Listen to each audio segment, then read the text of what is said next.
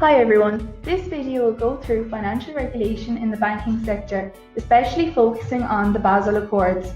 Let's look at how the Basel Accords came to fruition.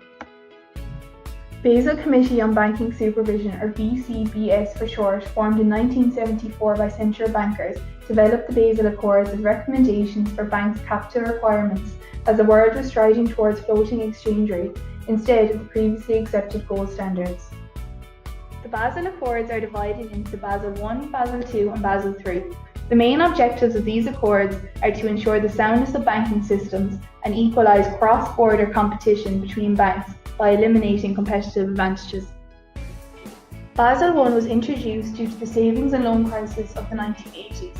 Basel I gave the definition for regulatory capital standards, determining bank asset classification system as per 0%, 20%, 50% and 100%.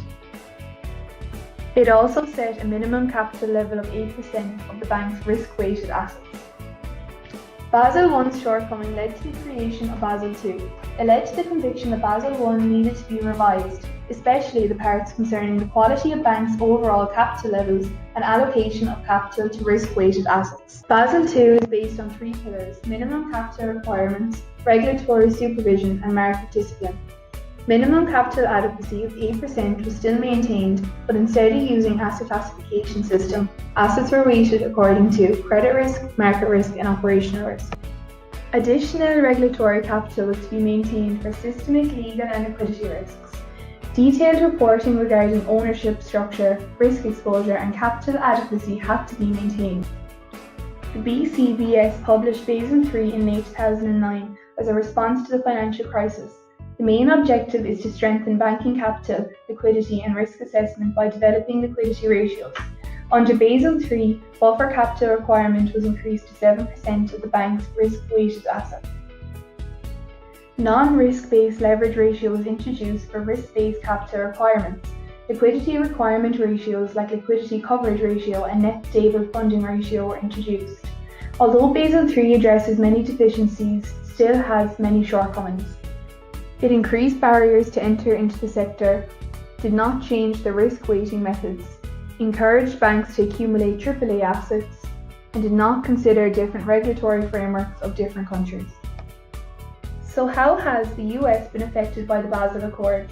The introduction of Basel Accords strengthened the market capital requirements, although it has been criticised for its paper burden and risk inhibition by banks in the US. US banking institutions are already complying with the Dodd-Frank Act-Collins Amendment that are more stringent than the proposed regulations. It is unclear how Basel IV will be implemented, as the US capital framework is already exceedingly and uniquely complex. Basel IV updated minimum capital requirements for risks and capital requirement calculation.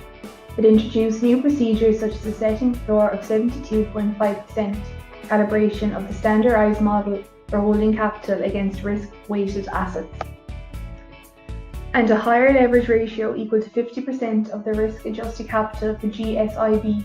The BCBS proposes a 5-year phase-in period from January 1st, 2022 up to January 1st, 2027. The impact of Basel IV will vary by location, bank type and business model. The banking industry is constantly evolving, and with the rapid development and innovation, new kinds of risks keep on emerging. Therefore, it is vital for new regulation standards to incorporate new technologies such as fintech solutions, big data analytics, machine learning and AI. Implementation of the new reforms will result in some banks facing higher minimum capital requirements than others. Therefore, in order to comply with Basel requirements, banks will need to take some unconventional measures. However, the regulatory journey will still carry on.